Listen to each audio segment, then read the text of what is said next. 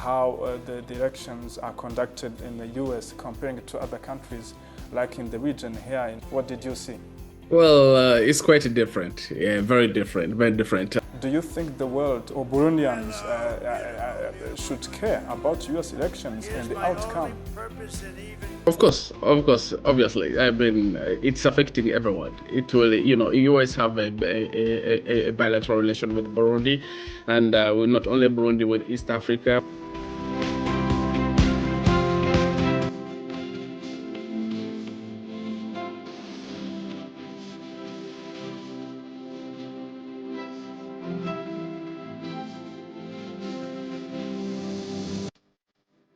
Happy birthday, brother Moses. Thank you so much, my brother. Thank you so much. Yeah. How is the US? How is life there? Well, the US is very fine. We're trying to catch up with the experience, with the culture.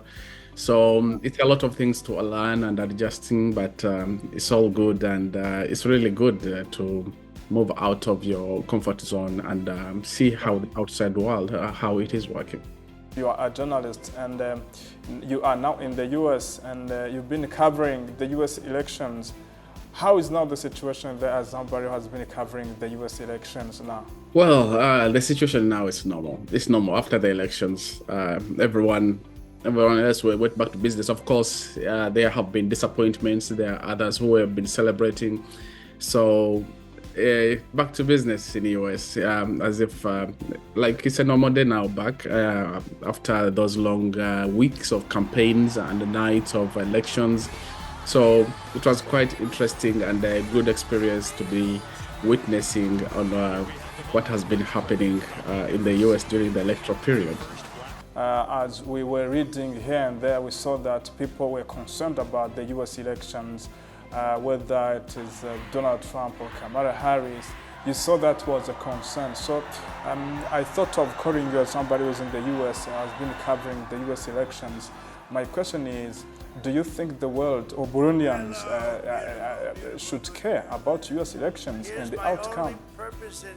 Of course, obviously. I mean, it's affecting everyone. It will, you always have a bilateral relation with Burundi, and not only Burundi, with East Africa, with Africa, and AGOA Pact. There's a lot of business, there is a lot of diplomacy, there is a lot of things like peace and security, which US has been contributing in East Africa, especially in Somalia. So there is a lot. So that makes you really know that how important these elections can be, especially for the benefits of the people back home, for the benefits of the country itself, and also for the benefit of the US citizens. So they wanted to know how these elections also are impacting countries back home.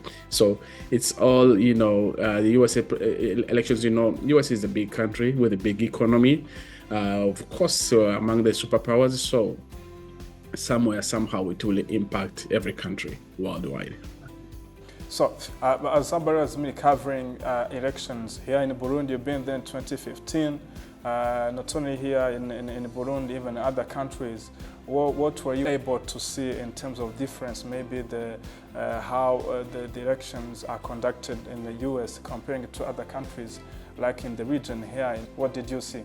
Well, it's quite different. Yeah, very different, very different. I will start by saying the process. The process, it's quite different from that of Africa, which we know. Though, of course, you can see the population go to votes, but it's not all about the popular vote. It's about also the electoral college. That's why we've come to learn how critical the electoral colleges are. It's not about the US president is not voted and just only depending on the popular vote. So electoral college is a really interesting part of these elections, which I came to learn on how it works and how it can bring a president into power. That's another thing is about how transparent these elections are. Every state has its own way how it conducts these elections. Particularly in my state where I'm living in, everything was smoothly, and you get up-to-date press releases on every step, on the early votes. There's something which is called early votes here. Early votes is whereby people go to elections before the electoral date, whereby People can vote through email. They can decide to vote and go and mail their vote before the election day. So the election day here, like for example, in my state where I'm staying in now here, 30% of the people only went to the polling station on the election day. The 70% used the early votes, so they emailed in their votes, and it was quite interesting to see that kind of thing happening. And I think probably maybe in the future Africa also can adapt that kind of format. And it's really interesting to see how transparent these elections are. Everything is counted. The votes go to the tabulation. They tabulate them, and then they count the votes. As the votes are coming out, they publish them on the website. You can see everything, how it is being published. You can see the statistics in every state on how the elections are being counted. So you can see there is a good transparent. And something also about the election observers. It's not something we have been seeing here. So like in our African countries, we have electoral observers, and here it's not something. It's not something. Yeah. So in terms of other, let's say, I covered the elections in East Africa. So of course, some of the elections were becoming a little bit not really good, and they were causing instability. But again, there was a little bit of a tension here that what may happen probably, but it was peaceful. Everyone went to vote, and it all went well. People are back to business. Of course, there are those who were disappointed, but there are those who are celebrating. It is really a good experience for me to be here and witness how the elections work, and it's really critical to see how democracy works here.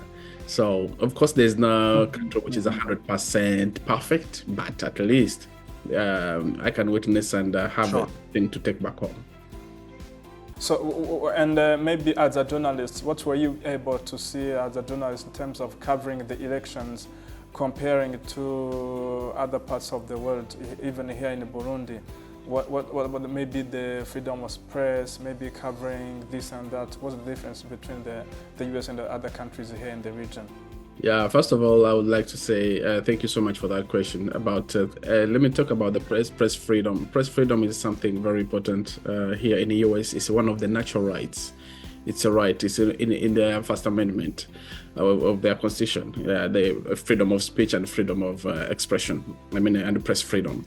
So here, like for example, as a journalist, like back home, you need a press card to be considered as a journalist. But here in the US, you just have to wake up early in the morning and get your phone or your camera and say, I'm a journalist. You just, you're automatically a journalist. You don't need a press card to be a journalist here. So as long as you identify yourself as a journalist, you're automatically a journalist. It's only in those specific, cases of like big events like elections. That's why you need press credentials, which you can apply and get. So it's really good to see how press freedom works here. Another thing which I can talk about press, which I was quite really interested in, is how the communication was coming in. They update journalists on time to time on every step about the elections, on every result which is coming out. So it's really good. It's really good to witness it and how it is working. It's another experience. Of course.